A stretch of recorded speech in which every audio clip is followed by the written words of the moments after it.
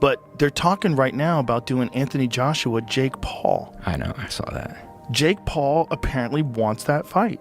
And he agreed to, I think it was 99% to 1, where Joshua gets 99% of the money and he gets 1%. See if that's true. Got the Jake Paul thing. There's a lot of rumors that it says that 9091 was accepted on his side, but I can't find like where he said it.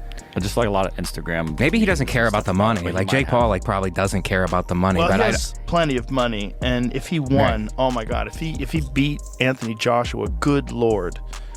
I mean, that's a big if, right? I mean, Anthony Joshua, I do not think, Olympic gold medalist, former heavyweight champion of the world. What he did to Francis Ngannou, like, good Lord. Yes. Do you want that smoke? Yeah, I just think it's all about the promotion or whatever. I have no idea what the actual motivation is for that fight's not competitive at all.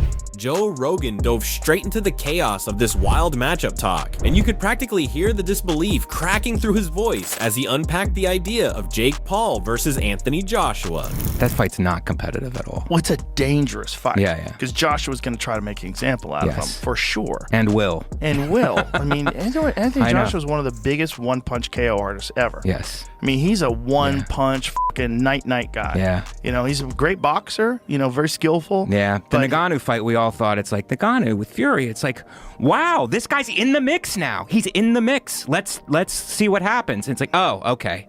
Yeah. That's what happened. And once he got rolling, Rogan didn't hold back. He gave Jake his flowers for being a legit athlete, someone who wrestled at a high level and isn't just some internet clown pretending to fight. But the moment the conversation shifted to what would actually happen if Jake stepped in with a prime Olympic gold medal winning one-punch eraser like Anthony Joshua. The AJ Paul news seemed to come to a surprise for many. How close are we to making that fight, Eddie? Not that close. I mean, there are conversations. There's a lot of hurdles to overcome. But if he's serious about the fight, and if it can get made, there's a very good chance we'll do it. Is it on Netflix, and what did DAZN have to say of the fact that it made? One of the hurdles to overcome. But we were going to have an 8-round run out in December. Just so happens it might be against Jake Paul. Rogan just laughed and basically said, look, this ain't competitive. Until then, though, this matchup lives right at the edge of madness, hype, and entertainment, the exact spot where Jake Paul loves to stand. And that's when the conversation shifts to the real reason this matchup is even on Joshua's radar. The money is gigantic. Say what you want about Jake Paul, but the guy brings a tsunami of cash every time he laces up gloves, and Joshua knows it. I think it's great for boxing. I think the fight will happen. AJ is 1-0 against these guys that come in to these boxing careers late. So why not? He's a perfect guy to take him out too. He took Ngannou out.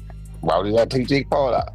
And for him, he'd probably make more money fighting Jake Paul than we'll fight anybody else that he can fight right now. The legacy is already locked in. Olympic gold, unified champion, global icon. But a monster payday never hurts, especially now. After that tough loss to Dubois, Joshua went through a dark stretch. Frustrated, drained, questioning himself. So maybe a spectacle like this isn't just about boxing. It's about getting that spark back. Mate, it's a great thing, so we can just shut that Jake Paul nonsense away. AJ's gonna knock him out. Jake, would it be similar, do you think, to the way AJ knocked out Francis Ngannou? Because Eddie Hearn's just said about the rage maybe AJ has. It'll be worse. It'll be worse. 1 round? 1 round. But if he goes past 3 rounds, we don't know what's gonna happen. Really? Yeah. If AJ goes in there trying to mess around, trying to show his boxing skills, nah. He's gonna go in there and light him out. That's what we want. Getting that excitement pumping again and walking into a mega event where the pressure feels different. And let's be honest, if Tommy Fury could outbox Jake Paul, then Joshua is practically guaranteed to knock Jake's head into the cheap seats. This fight might be wild, it might be chaotic, but for AJ, it might also be healing, motivating, and financially irresistible. I get it, right? If someone knocks on your door and says, do you want to fight Jake Paul for 100 million? You're like, you'd be stupid to say no. No, I don't want that 100 million for what would be and will be and should be easy work for AJ. Like, well, why are you going to turn down 100 million? Like, right?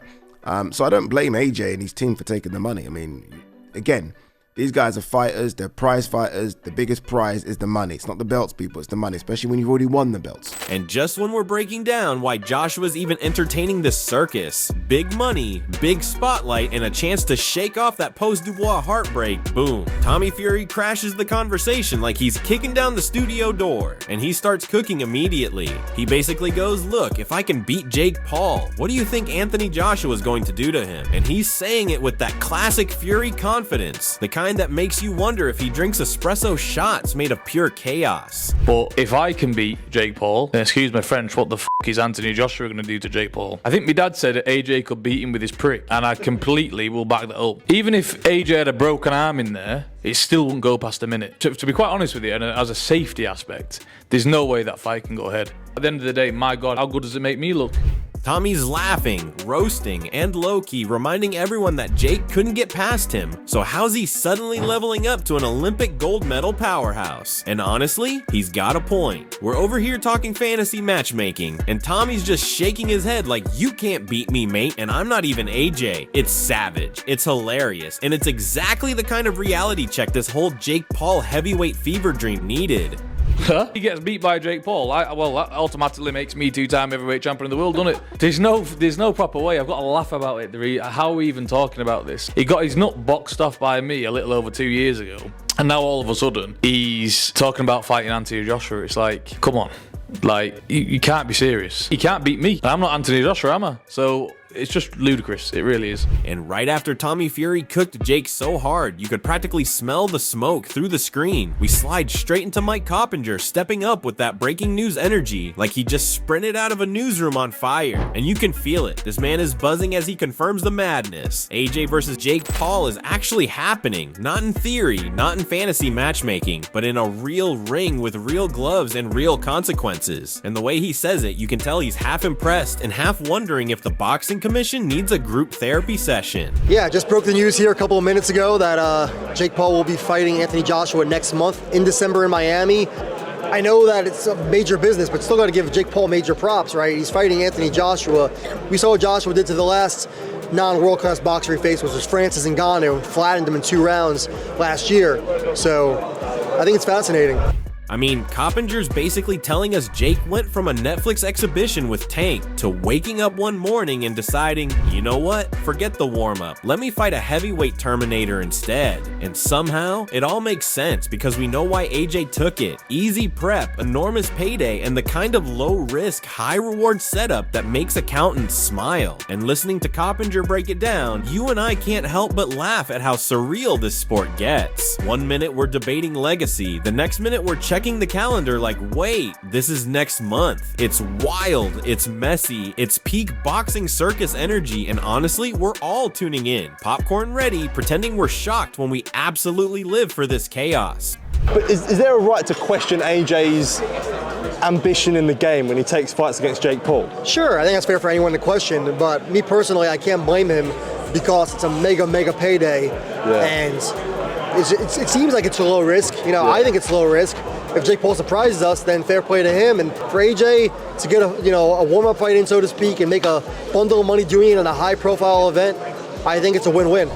And the wild part is, just when we're all still processing Mike Coppinger dropping that AJ Jake Paul nuke on us, boom, here comes Bisping kicking the door off the hinges like, oh, you thought the circus had limits? I swear, we went from is this real to okay, now they're just speedrunning the sport. And Bisping's out here breaking it down like he's narrating a documentary about the world's most expensive dare. We've got Jake chasing legacy, AJ chasing a warm-up, and all of us chasing answers like how did we get from Tommy Fury to this? You, me, everybody, we're just watching the timeline fold in on itself while Netflix sits in the corner counting imaginary replay money. It's like heavyweight boxing crossed wires with a summer blockbuster trailer, and nobody knows if we're supposed to be excited, confused, or calling customer support. However, given all of that, both men are going to make $92 million each. So forget my opinion. Who gives a damn when you can bank $92 million for having a little move around in a boxing ring?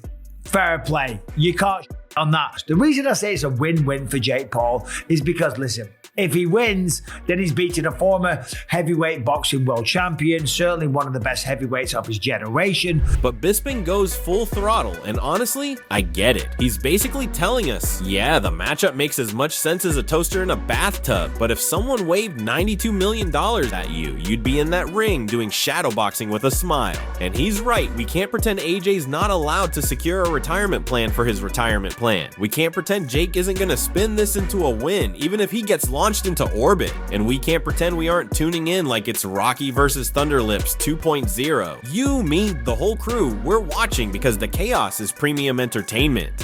Whether it's a real fight, an exhibition, or a please don't sneeze too hard matchup, this thing is gonna break viewership just off confusion alone. And honestly, I'm here for every second of the madness. And of course, a man that is way bigger than Jake Paul. Of course, it's a win. And if he loses, it's still a win for Jake Paul because he had the balls. He was man enough. He was willing to test himself. He would prove everyone wrong, all his critics, like me. By the way, I'm not like out there on an island by myself. Everyone says the same thing. And he would potentially prove all of those critics wrong. And after all that chaos, all that madness, all that is this real life, or did boxing slip on a treadmill and faceplant? Here's the bottom line. This fight is the perfect storm of spectacle, strategy, and straight up delirium. You and I both know this isn't just another matchup. This is boxing waking up and choosing pure entertainment. Jake's out here chasing the biggest dare of his entire life, sprinting toward a challenge that most pros wouldn't touch without signing a will first. AJ's chasing a payday so gigantic it could fund 3 comebacks, 2 documentaries, and a luxury vacation for his entire bloodline. And the fans were all strapped in like we're on the front seat of a roller coaster built by people who definitely ignored the safety manual. No matter how this ends, whether Jake shocks the universe or AJ launches him like a t-shirt cannon into the upper deck, this thing is gonna have the whole planet arguing, laughing, analyzing, and replaying slow-mo clips like they're courtroom evidence. This isn't just a fight, it's an event, a storyline, a moment you can't scroll past, and the wild part, we love every second of it. Right? There's no way that he loses to Jake Paul. Unless it's an exhibition match. Now, Eddie Hearn, Anthony Joshua's promoter, came out and said, we are not interested in an exhibition match. We only want a professional rules fight. And how would it work? Would it be an exhibition? No exhibition. So we're not interested in exhibition. It's a real fight. So yo, drop your thoughts in the comments. Who you got? What round? And is this genius matchmaking or full-blown cartoon energy? And don't ever forget to like, share, and subscribe to Boxing Headquarters. See you in the next one.